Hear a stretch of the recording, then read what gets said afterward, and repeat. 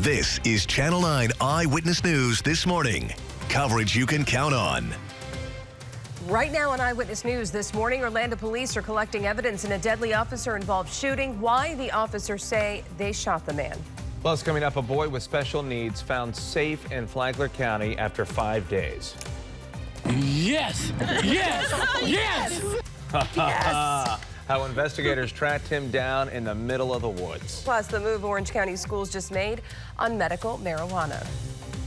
Good morning. I'm Nancy Alvarez. Your time now 5:02 on this Wednesday, September 26th. I'm Jamie Holmes. We do check weather and traffic for you every 10 minutes. Let's get over to certified meteorologist Brian Shields. Starting to taper off more on that rain. Yeah, drier pattern, but still hotter weather on the way. No cool down in sight yet. Low, if not a few mid-90s on the way for today. So let's get you outside this morning with our temperatures. We're at 75 Daytona Beach in Port Orange, 81 in Cocoa Beach, Orlando, Avalon Park, 75 back through Conway and Union Park, 77 in Kissimmee, Sanford over toward Midway, Galileo School, temperatures running in the mid-70s this morning. Satellite radar, though, looks good. We are dry. Yesterday morning, we were tracking a couple showers, but we're on the dry side right now. So my friends at Conway Middle, Orange County, for us as we take you through the day again, 88 degrees by midday, and you see the numbers through the afternoon running in those 90s. Just a hit or miss shower will be possible this afternoon. Again, 20-30%. So still a few storms around, but not too many. So we'll track some of the drier, hotter weather on the way the next few days. Changes this weekend and then get you into the tropics ahead. Our time, it is 5:03. Let's get a check of the Wednesday morning commute. Jamie? All right, start off your morning in the downtown Orlando area. Roads rather quiet right now, both directions. I-4 at Cayley. Now, of course, that section gets more congestion during the heavier parts of the morning commute, but as you can see, not too bad right now. All right, and over in Seminole County, this is I-4 at the 434 westbound. More headlights in the area, as you can see, but not a delay in sight just yet. All right, we do have some breaking news from overnight. Orlando police are investigating a deadly officer-involved shooting. Yeah, police are collecting evidence at a home at Park Central near Malt Millennia. Channel 9's Q McCray is live outside that complex right now. And Q, they were originally responding to a 911 call about a fight between two people. That's exactly what we're hearing this morning, Nancy. The Park Central apartment complex here on JYP, not too far away from Mall at Millennia, is a gated community, so we can't get any closer to the scene, but we did check with OPD. The scene is out here. They are still investigating. As a matter of fact, we just watched the medical examiner trucks leave this complex. We also have some video to show you of the OPD cars going in and out of this complex. Now, according to police, this all happened a little after 11 o'clock last night. That's when someone called 911 saying they can hear a woman outside screaming. It sounded like she was in a heated argument with a man and that they heard gunshots. That's when OPD raced out here. They got into the complex. They found the man sitting on a car in a parking lot. They confronted him, surrounded him, and that's when they say he pulled out his gun and 4 OPD officers opened fire, killing the man here at the Park Central apartment complex. He was pronounced dead at the scene. They also said they retrieved his firearm. Now, as is proper procedure, all 4 of these officers will be on temporary paid administrative leave pending the outcome of an FDLE investigation to find out if the shooting was justified or not. So we'll let you know what happens with that in the future. As for the woman in this case, we understand that she was not shot. Her name has not been released yet, and the same goes for the suspect. Reporting live, I'm Q McCray, Channel 9 Eyewitness News.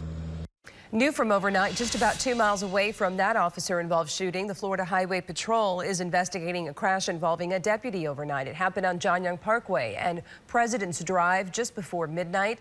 In this video, you can see the wreckage and the damage to one of the cars. Both the deputy and the other driver were taken to the hospital. They are expected to be okay.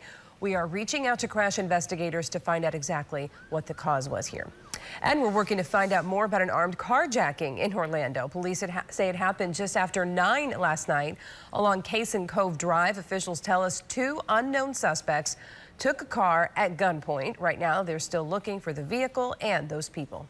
Also right now, a Flagler County teenager who had been missing since Friday is safe after being found in a wooded area last night. Ricky Wheeler there disappeared from his home and had been the subject of this massive search ever since.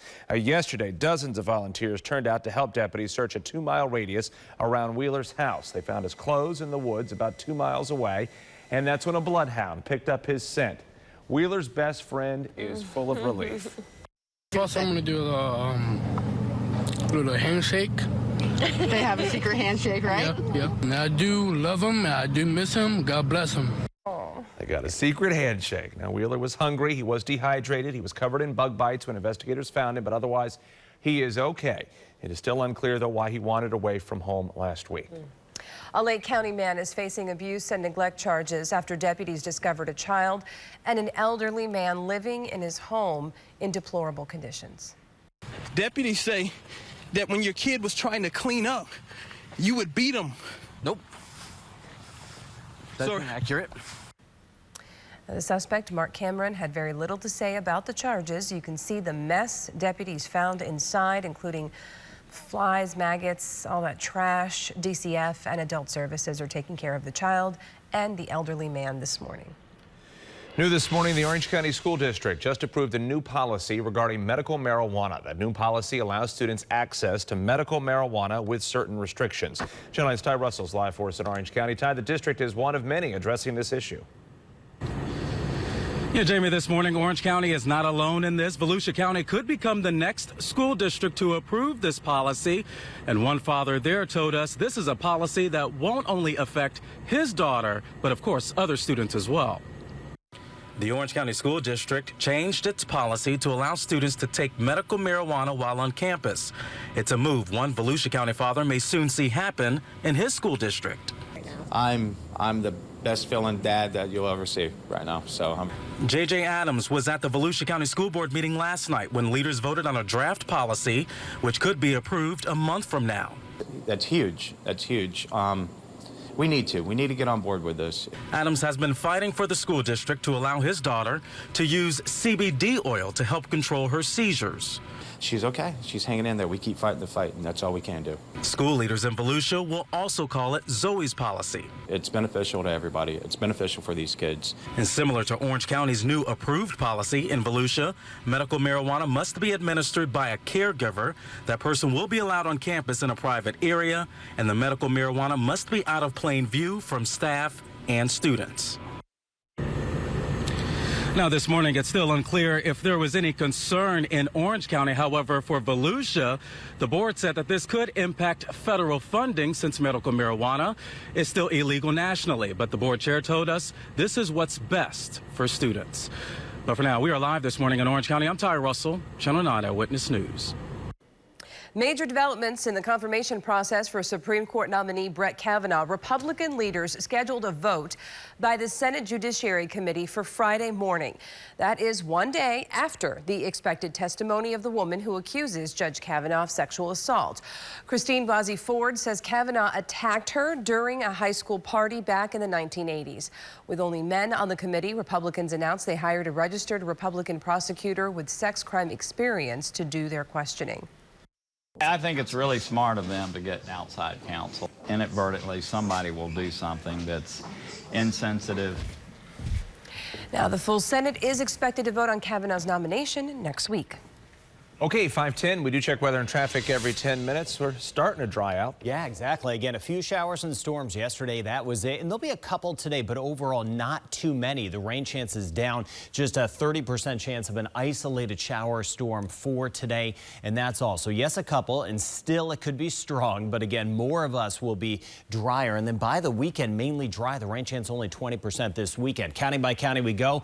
Mount Dora today, 93. So as we dry out, we are going to get a touch hotter in some spots. It's going to get very warm across Sumter County, 92, Bushnell, Wildwood, Marion County, Denellen, Citra-Reddick, Ocala, Bellevue, Rainbow Springs, all in the 90s for today. I do want to show you where we'll get a couple storms. The latest on Tropical Storm Kurt, some of the good news I'm seeing in the tropics. We'll get to that ahead. Our time, it's going on 5:11 traffic time with my good friend Nancy.